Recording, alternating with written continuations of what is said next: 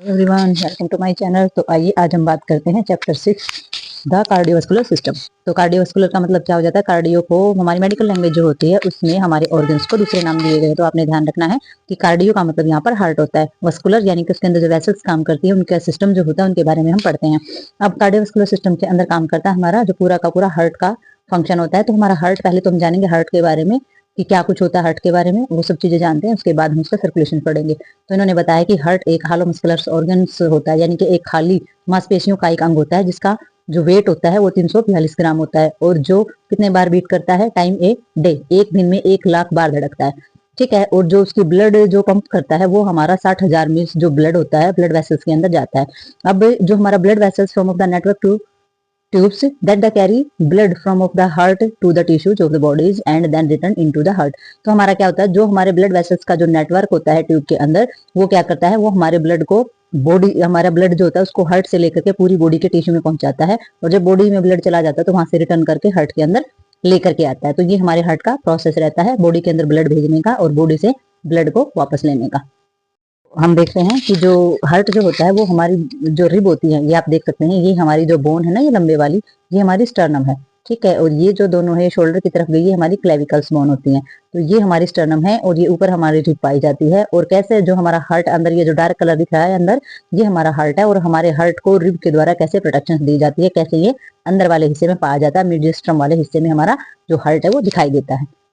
अब हम देखते हैं organ associated with the heart कि हमारे कौन कौन से ऑर्गन्स हार्ट से किस किस तरीके से जुड़े हुए होते हैं। तो सबसे पहले हम देखेंगे इंफीरियरली यानी कि जो हमारा नीचे वाला पार्ट होता है वो कैसे जुड़ा होता है। तो ये अपेक्स में जो सेंट्रल हमारी टेंडेंस होती है वो डायफ्राम से जुड़ी हुई होती है, यानी कि नीचे वाला हार्ट का नीचे वाला जो पार्ट होता है वो हमारे डायफ्राम से जुड़ा हुआ होता है। डायफ्राम नीचे से जब हमारा नीचे वाला एब्डोमिनल एरिया स्टार्ट हो जाता है उधर से, तो सुपीरियरली मेरा किससे जुड़ा होता है? इसमें जो ग्रेट ब्लड वेसल्स होती है, ग्रेट ब्लड वेसल्स हमारी कौन सी होंगी? एक तो आरोटा होगी जो हमारे प्योर ब्लड सप्लाई करती है बॉडी के अंदर, सुपीरियर वेना केवा जो इम्प्योर ब्लड को कैरी करती है बॉडी से, पल्मोनरी आर्टरी जो हमारे लंग्स में पहुंचाती है इम्प्योर ब्लड को, और पल्मोनरी वेन जो हमारा प्योर ब्लड लंग से हार्ट में पहुंचाती है। तो ये सारी की सारी वेसल्स जो है ये हमारी हार्ट के ऊपर वाले हिस्से से जुड़ी हुई होती है। और पोस्टीरियरली जो हमारा पीछे वाला जो पार्ट होता है उसमें ओसोफिगस यानी कि खाने की नली, ट्रैकिया जो हमारी सांस लेने की नली होती है, लेफ्ट एंड राइट हमारी ब्रोंकाई यानी कि ट्रैकिया में से जो ब्रांचेस निकलती है, शाखाएं जो निकलती है, डिसेंडिंग आरोटा यानी कि जो हमारी आरोटा होती है जो घूम करके जैसे आर्च होकर के आती है, तो उसमें असेंडिंग डिसेंडिंग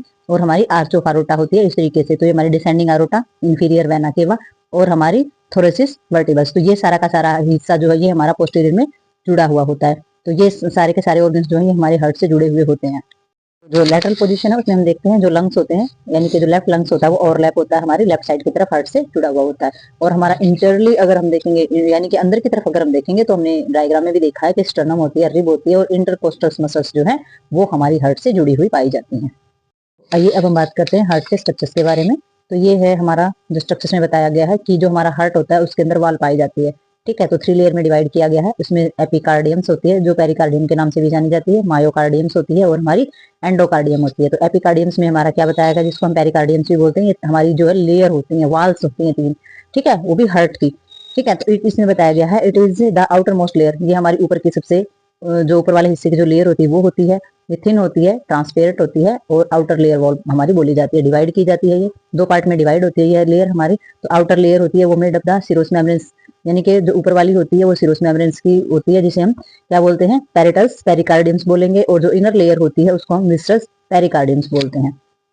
ये हमारी मायोकार्डियम है। मायोकार्डियम में इन्होंने बताया है कि ये मिडल लेयर होती है हमारे हार्ट की, और ये जो है स्पेशल कार्डियक मसल टिश्यूज की ये बनी हुई होती है। और मायोकार्डियम जो होती है वो किस चीज के लिए जिम्मेदार होती है? हार्ट में कॉन्ट्रैक्शंस कराने के। तो हार्ट में जो संकोचन पैदा होता है वो हमारी इसी लेयर के द्वारा कराया जाता है। और जो हमारी मायोकार्डियम होती है वो thickest at the apex and the thinner out towards the base. जो उसका अपेक्स यानी कि जो ऊपर वाला जो भाग होता है उसमें से वो बहुत मोटी होती है, और जो उसका आधार नीचे वाला जो बेस होता है उसमें वो पतली पाई जाती है। ठीक है। तो आगे हम चलते हैं। एंडोकार्डियम्स हमारी जो वाल होती है वो कैसी होती है? ये हमारे इनर मोस्ट लेयर होती है। ठीक है। तो हार्ट की सबसे अंदर वाली जो लेयर होती है वो हमारी क्या बोली जाती है? एंडोकार्डियम से। ये पतली होती है, बहुत ही स्मूथ होती है, और ये ग्लास्टिंग मेम्ब्रेन्स होती है, यानी कि जो चिकनी परत वाली होती है। और ये permitted smooth flow of blood inside the heart. तो ये क्या करती है, हार्ट के अंदर जो है ब्लड फ्लो जो है बहुत ही आसानी से होता है इसकी वजह से। और ये हमारी जो वॉल वगैरह होती है उनको भी कवर करके रखती है, इनके हार्ट के अंदर जो वॉल पाई जाती है उनको भी कवर करके रखती है। और एंडोकार्डियम्स जो होती है वो क्या करती है, वो कंटिन्यू होती है किसके साथ, जो हमारी एपिथेलियल्स जो लाइनिंग होती है large blood vessels of the heart. तो हमारे हार्ट के अंदर जितनी भी बड़ी वेसल्स पाई जाती हैं उन सभी के अंदर हमारी एंडोकार्डियम्स जो लेयर है वो पाई जाती है। क्यों, क्योंकि ये अंदर से जो होती हैं तो ये बहुत चिकनी होती है और ये ब्लड फ्लो बहुत इजीली करा पाती हैं, इसलिए एंडोकार्डियम्स जो वाल होती है वो हमारी हर बड़ी ब्लड वेसल्स होती है, हर बड़ी ब्लड वेसल्स जो होती है उनके अंदर ही पाई जाती है। देखिए अभी हम इसमें थोड़ा सा समझते हैं हार्ट के बारे में। जब हम इसमें देखेंगे तो थोड़ा सा हमारा क्लियर हो जाता है माइंड में कि हमारा हार्ट जो है वो इंटरनल जो सिचुएटेड होता है, लोकेशन उसकी होती है तो एग्जैक्ट कहाँ पर आ जाता है।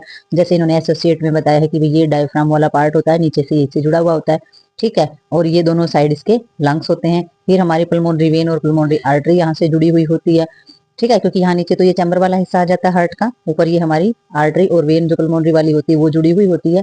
ये आरोटा होती है हमारी, ठीक है, असेंडिंग डिसेंडिंग और आर्च ऑफ आरोटा में जिसमें आ जाती है। ये हमारी वेना केवा होती है साइड में, जिसमें इम्प्योर ब्लड आता है, ठीक है। अगर मुरपुर वाले हिस्से अगर देखते हैं तो ये हमारी ट्रैकिया होती है जो सांस की नली होती है, ये हमारी ओसोफिगस जो हमारी खाने की नली होती है, ठीक है। और ये जो हमारी दिखाई दे रही है ये क्लेविकल बोन होती है, आम भाषा में इसको हंसली बोला जाता है। तो क्लेविकल बोन होती है हमारी ये दोनों साइड। तो इसमें हमारी वेन और हमारी ब्रैकियोकैप्लिकल्स जो वेन होती है वो हमारी यहाँ इसी के साथ पाई जाती है। तो हम देख सकते हैं कि हमारा जो थोरेसिस पार्ट होता है उसके अंदर हमारा बेसिकली हार्ट जो है वो इस तरीके से एसोसिएट होता है। और ये ऑर्गन्स ऊपर नीचे और इसकी जो लेटरल पोजीशन होती है इस तरीके से वो जुड़े हुए होते हैं।